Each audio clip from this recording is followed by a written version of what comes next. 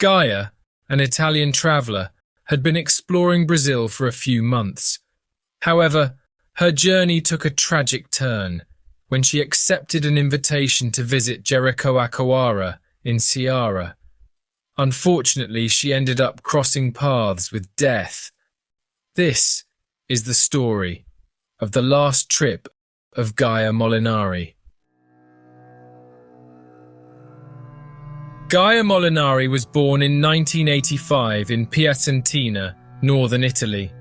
There is not much information about her childhood and teenage years. We do know that at the time of the events in today's narrative, she was 29 years old. She's described by friends as extroverted, good-humoured and communicative. She also embraced a free-spirited personality, and her desire for peace and love led her to embark on an indefinite journey to Brazil. Gaia was not born into wealth, therefore this trip would be funded through services she would provide in local restaurants and inns in Brazil. When many tourists travel, they offer services in exchange for accommodation or food. This is quite common, and there are websites and social networks such as Workaway that specialise in facilitating these arrangements. In October 2014, Gaia arrived in São Paulo where she worked and explored the state for about 2 months. During this period, she received excellent recommendations for the beaches in the northeast, as being some of the most beautiful in the country, and after thorough research, she chose the state of Ceará as her new destination for temporary housing. In early December, she arrived in Fortaleza, the state capital. Similar to her experience in São Paulo, she had no difficulty finding a temporary job in exchange for housing and meals. On December 16th, at the inn where she stayed and worked, she crossed paths with tourist Miriam Franca. Miriam, a 31-year-old woman from Rio de Janeiro, holds a degree in pharmacy and a master's in biological science. She was pursuing her doctorate, specializing in the immunology of leishmaniasis at the Institute of Microbiology of the Federal University of Rio de Janeiro. Miriam and her mother, Dona Valdicea Franca, had planned to explore the beaches and tourist attraction spots in Fortaleza and Jericoacoara in Ceará. Jericoacoara is a city that's 300 kilometers from the capital and considered by many to be one of the most beautiful beaches in the state. But Dona Valdicea had to cancel the trip, leaving Miriam with non-refundable tickets. She decided to go on backpacker sites offering travel tickets and accommodation to somehow try to salvage the investment, but unfortunately, she couldn't get the offer, so she decided to embark on the journey alone. In the days that followed, a friendship blossomed between Gaia and Miriam. During their conversations, Miriam mentioned her upcoming trip to Jericoacoara, scheduled for the 21st with a return on the 24th. She had an extra spot available and invited Gaia to join her, emphasizing that she needn't worry about expenses, neither for the ticket nor the accommodation. Gaia gratefully accepted, but she offered to at least pay for their food expenses. However, as the days passed until the arrival of the 21st, Miriam began noticing subtle personality differences. Gaia was more relaxed and outgoing, always eager to talk, share experiences and go to nighttime parties. In contrast, Miriam was more introverted, immersing herself in music and books while enjoying the beautiful landscapes. Despite these contrasts, the die was cast, the invitation still stood, and they embarked on their adventure together. When they arrived in Jericoacoara, they settled into Pousada Nova era, each following her own unique routine. While Miriam continued with her introverted personality, immersing herself in the beauty of her surroundings. Meanwhile, Gaia thrived in lively environments like bars and parties, which was no problem at all. They were two women enjoying the trip in the way they felt most comfortable. Paola Bonelli, the inn's owner, gave an interview to the newspaper O Povo. She described Gaia as exceptionally friendly and sociable, possessing a personality that blurred distinctions between recognizing good and bad people. She effortlessly connected with fellow guests and local residents, leaving a lasting impression. However, on the night of the 24th, as departure time approached, Gaia remained elusive. Miriam messaged her via WhatsApp, but there was no response. As Gaia was an adult, well-traveled woman, and as it was her personality to acquire cultural experiences, Miriam thought that her friend was immersed in a local celebration. She boarded the bus alone at 10:20 p.m., leaving Jericoacoara behind. Miriam returned to Fortaleza alone. On December 25th, the following day, around noon, along a trail connecting Jericoacoara to Pedra Furada Beach, a path untouched by cars and preserved in its natural state, two passing tourists discovered Gaia's body.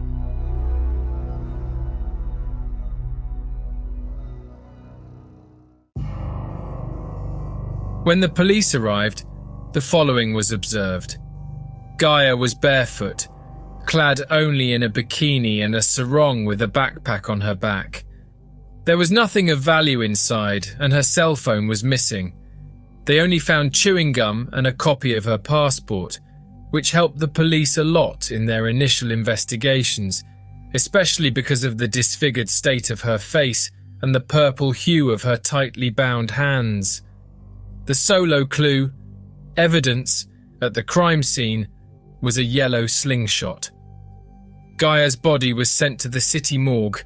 The police contacted the Italian embassy in Brazil to share the grim news. At the Nova Era Inn, they learned that Miriam had been her companion. They called her in the late afternoon and arranged for her to provide testimony at a Fortaleza police station the following day at 6 a.m. Shocked by the news, Miriam immediately grabbed a notebook and started writing down every detail she could recall to prevent her from forgetting anything.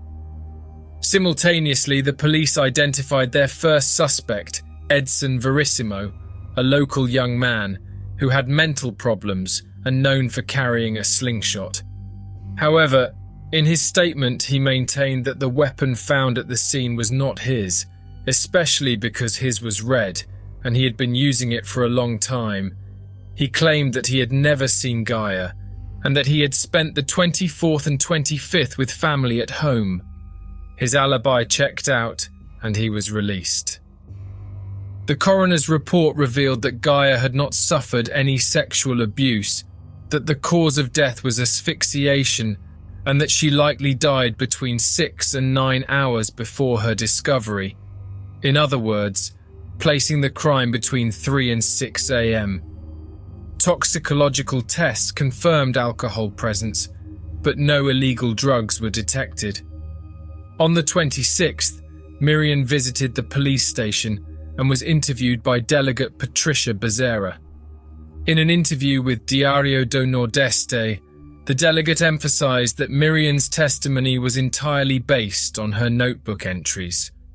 Her second testimony, given 2 days later on December 28th, and this time in the city of the crime, Jericoacoara, echoed the initial information. According to Miriam's account, the focus shifted to an Italian tourist and windsurfer whom Gaia had met at Nova Era Inn. Their interactions had grown flirtatious over several days. On the morning of the 24th, during breakfast, they connected further due to their shared nationality. After both checked out, Gaia accompanied him to the beach around 1:45 p.m. in the afternoon. Some websites report that witnesses saw Gaia walking normally in the city at 6:30 p.m. According to other witnesses at the inn, after checkout, Miriam remained in the public area of the inn throughout the afternoon and evening, engrossed in books and occasionally relaxing in hammocks and armchairs. She confirmed this situation and added that she was just resting and waiting for Gaia, intending to leave together. However, when night fell, Miriam saw the Italian arrive alone. She asked him about Gaia, but he claimed ignorance, stating they had separated earlier in the afternoon. When questioning the instructor, he said that he had met with Gaia twice before that day, that they had already exchanged phone numbers and had even received a message from her on WhatsApp asking to schedule a windsurfing class at 4 p.m. on the 24th. They scheduled it, but according to him, Gaia didn't show up. Regarding the conversation at night between Miriam and the tourist, the Italian denied speaking to her because he didn't speak Portuguese. On the 29th, Miriam was summoned for a third statement, and now with the three of them together in the room, she found herself contradicting her previous accounts. She'd initially asserted that Gaia and the instructor shared breakfast together, flirted and spent the afternoon together. Now she wavered, unable to confirm those details. Regarding the dialogue between the two, Miriam claimed no recollection of speaking to him. These inconsistencies raised suspicions. The fact that Miriam also commented that it was close to her date to return to Rio de Janeiro added complexities to the investigation. The police harboured doubts about her connection to a local drug dealer, as she had bought a joint from him. Despite having alibis that confirmed her presence at the inn throughout the 24th, and her appearance on the bus back to Fortaleza in the early hours of the 25th, the police took preventive action and arrested Miriam.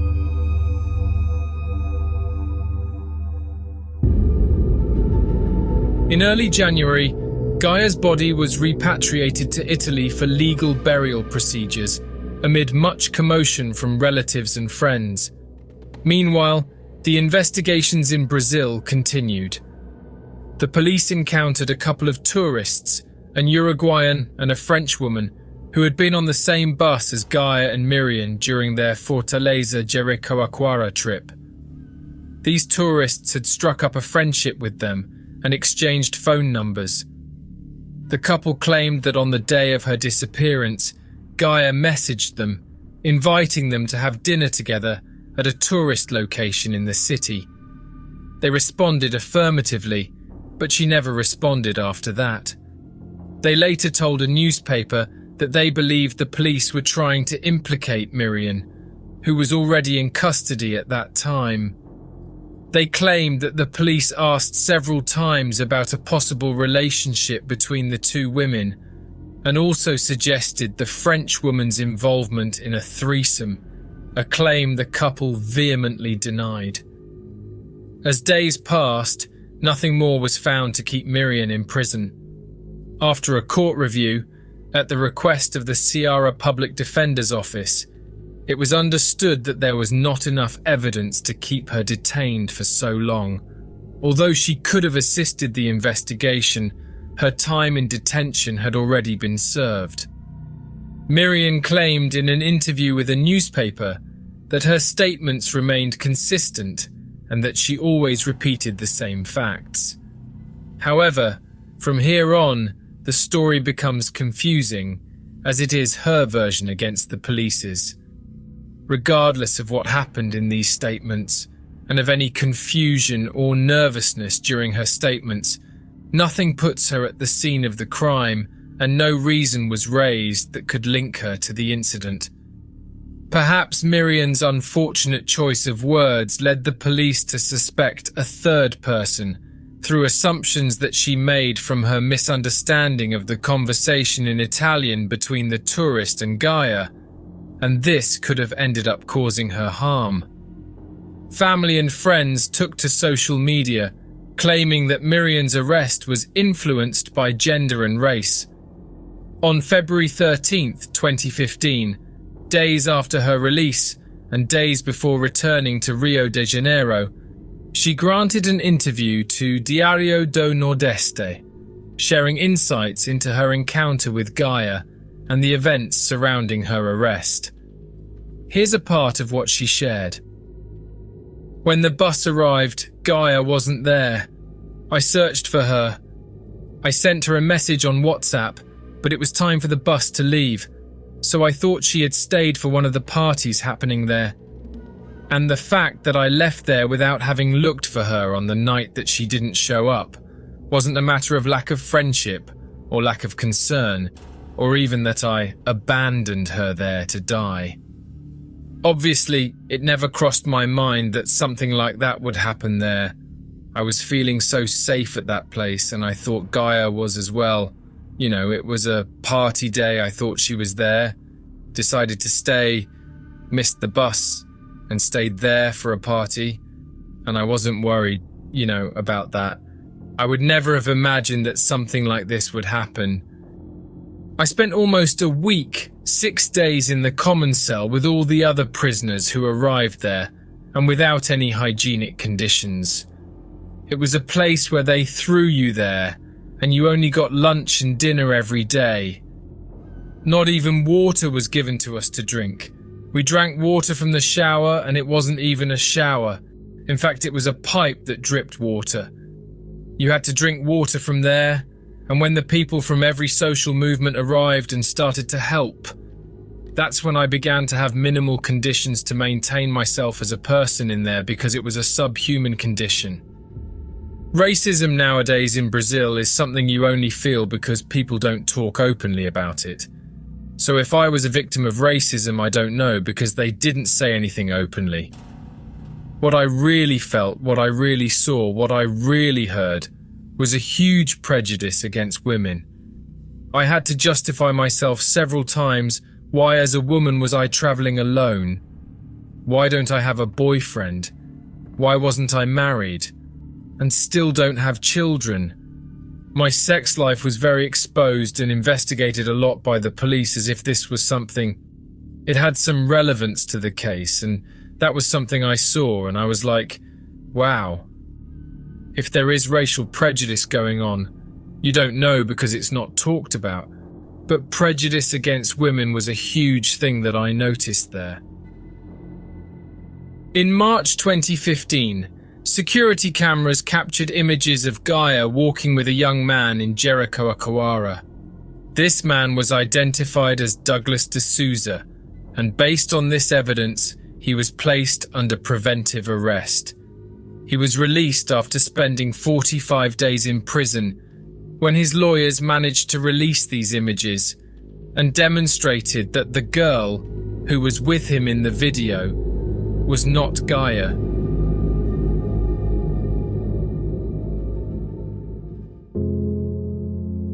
This is one of those very perplexing cases. I would really like to be able to provide more information about these events that happened to Gaia, but everything is a huge mystery. There is no public information about the crime, and the ramifications of the case do not fit together. On one hand, we have Miriam, who apparently has no connection whatsoever with the crime, but the police claim to have contradictory statements. On the other hand, the police detained a witness who at the time was about to leave the city, and although they could have restricted her movements without arresting her, they considered her a suspect due to her connection with a drug dealer. There's also the side about Miriam's family, who claimed that she had been arrested for racial and sexist reasons. However, the police also arrested a white man based on evidence that later proved unrelated to the case. Everything seems more like a misfortune of actions on all sides, police and suspects. The only plausible theory that fits this case is robbery followed by death. The region where it was located was already known for some other robberies, and everything else seems like, unfortunately, Gaia was in the wrong place at the wrong time. Despite setbacks involving Miriam and other suspects, the victim's family continues to suffer without answers, as this case is still unsolved. For more than 10 years, Brazilian authorities have failed to identify the culprits for this tragic crime.